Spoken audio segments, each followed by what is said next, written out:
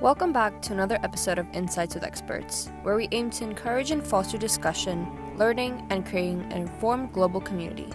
To view this and other interviews in detail, head over to theseer.org, linked in the description. If you haven't already, please like and subscribe to our channel for constant updates. Enjoy the episode. Hi everyone, and welcome to another episode of Insights with Experts. Joining us here today, we are very, very fortunate to have Sarah Ichioka. Now, Sarah, in addition to being the founder of Desire Lines, she has spent many years in her life immersed into the fields of urban planning, architecture, environmentalism, and so on. And I think I'm not going to spoil too much into some of the experiences she's had in the past. I think that's really something we can explore here. What made you want to go into urban planning, into architecture, into doing all these things? I mean, was this a field that you've always had your eyes on, or did you, fall into it at a certain point in time? My strongest memory of sparking an interest in urbanism was in grade 6 when my wonderful geography teacher, Mrs. James, entered our whole class into something that's called the Future Cities project. And I think for all of us, it was a huge revelation. It's a long time ago now, but it was a huge revelation to think that there was actually a profession of people who that was their passion, that was their purpose, was designing better cities. And my friend and I won second place, so we didn't quite dominate, but it was I think it gave an appetite for that field. But at the same time, I've also always been really interested in the story of people and the story of places and what came before, our roots. You use the word journey, our kind of collective journeys. So I ended up studying reading history as an undergraduate. I pursued that later passion. But I did find myself my third year of university doing a study abroad program in France. And I completely fell in love with Europe at the same time that I completely fell in love with architecture. I think partly due to just the inspiration of a number of the instructors on that program at the University of Paris. But by third year, you guys will probably know this, it's a little bit too late to switch majors, right? So short version is, I got my first job was totally amazing, this amazing immersive experience working as a fellow in New York City, getting to see the transition of governments between administrations, getting to see the mentorship of some really, really amazing women working at senior levels in New York City government. But then I thought, okay, I'll just apply for something quick. Like what can I do quickly to get my portfolio together? I need drawings, I need models. I found a master's program at the London School of Economics, which is not the first place you think of when you think of design. But they actually, it seemed like a really nice bridge from my humanities background across to design, because it was fairly new, a new program that combined a design studio with social science research. So it was a master's of studio design and social science. So I have a really biased sample size of classmates who are older, really smart, much more world-wise than I am, who all take every opportunity to tell me, don't be an architect. Don't be an architect, you want to get out of architecture, because they're all trying to escape architecture.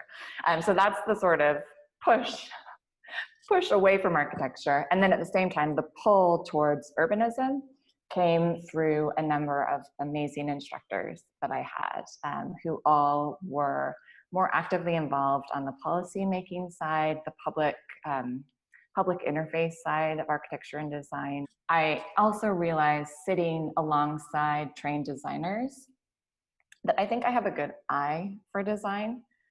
I have a good intuition about design, but there are so many other people who are so much more gifted. Lessons for a happy life is being able to understand what you're good at and what you should get out of other people's way when they're really good at it. So that's kind of the journey up through my master's level. As someone who has done work in the UK, in the US, and Singapore, and so on, how have you found the changes in mindsets, the approaches towards architecture urban planning, and so on. How have you found that these have, I guess, compared and contrasted in these different areas of the world? I would say that generally my frame of reference tends to be largely professionals like me who are really interested in creating connections between national cultures and also across disciplinary boundaries. Every context has its own peculiarities. I found it really interesting here and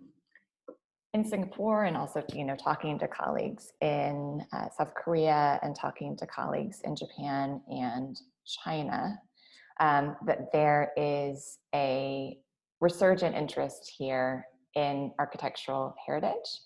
So from moving from a, oh, come on, bring in the bulldozers, to now more of a like, no, let's wait, let's see if we can use that adaptively.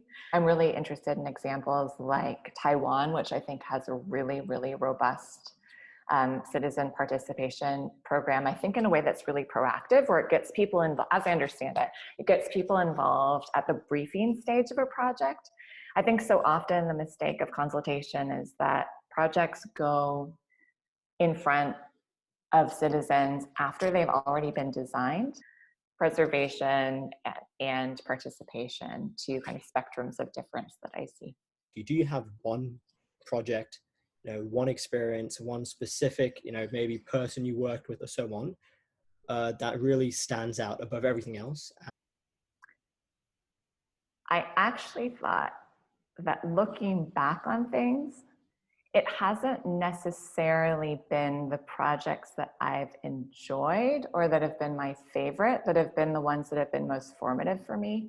But I remember being early career and having other mid-career or late career people just saying, like, be patient, it'll come. Almost a non-patronizing version of like, you'll understand when you're older. And I think that I can see now where they were coming from, that everything takes time, and every professional experience, no matter how painful, has the potential to be a learning opportunity if you think about it that way. Hope you're enjoying the episode so far. To learn more about Orakui, as well as more information about our upcoming episodes, don't forget to follow our socials for constant updates and education content. Links are always in the description. Leads on to the last question I'd like to ask you, which is really all about how are we going to move into a future where we can incorporate environmentalism, sustainable planning into architecture, and so on. I have been,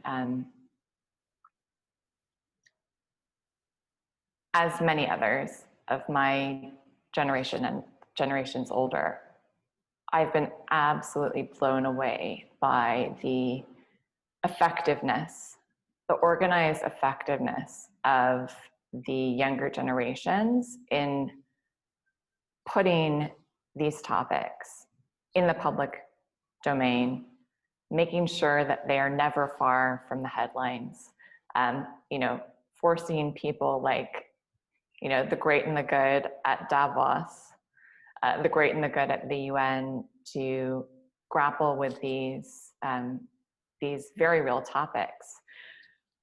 But what we need to see now, as you've very rightly pointed out, is given that all of these younger people have essentially, they've through their fearlessness and their clarity of vision, have opened this space for those who are in power to act. I want to see, I think, who was it? One of the climate activists saying, like, I don't want your hope, I want your action. I think we need to move past the phase of getting the like prickly tingles of feeling inspired by the youth and then actually delivering on their demands. We need to relook at our metrics, essentially. Because I think right now, when we talk about costs, as Kate Raworth and so many other, visionary economists whose work I'm so excited to see is now becoming fairly mainstream, they show that so many of our measures of performance, whether it's,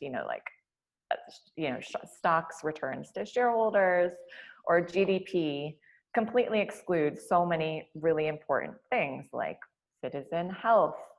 I think it's a great example of how everything is interconnected. I think we definitely do need to work in a coordinated way to make sure that every woman in the world can have the number of children that she wants to have. Because I think, and also gets the access to education that she wants to have. Additionally, when we think about, I think population can often be a red herring that people use when they don't actually want to engage with bigger questions about inequality, for example. In the wealthy countries, if you look at the distribution of emissions, and just using emissions as one proxy, right? But we can look at any other number of environmental and social indicators. I mean, the top 1% are disproportionately responsible for those emissions. So again, if we were able to have some sense of reasonable rebalancing of global wealth and global consumption, population would become much less of an issue.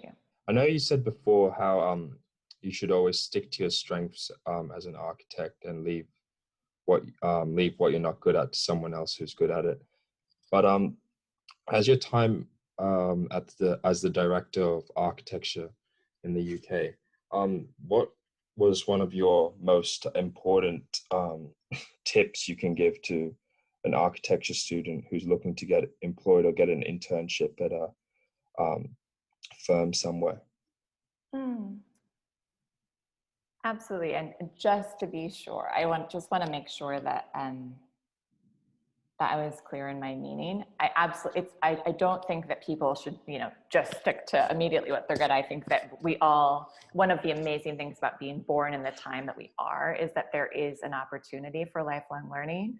And I think that I see a real hope for the future in terms of people constantly refreshing their skills and, having career changes, et cetera. So, but on the basis of the core of your question, I would say that I see real promise in an emerging number of programs that look to give early stage architects or architecture students exposure to real world challenges. In my experience in some other markets, I find that my architect friends do spend a lot of time talking about how diminished their role is, and perhaps that time could be better spent just making themselves relevant.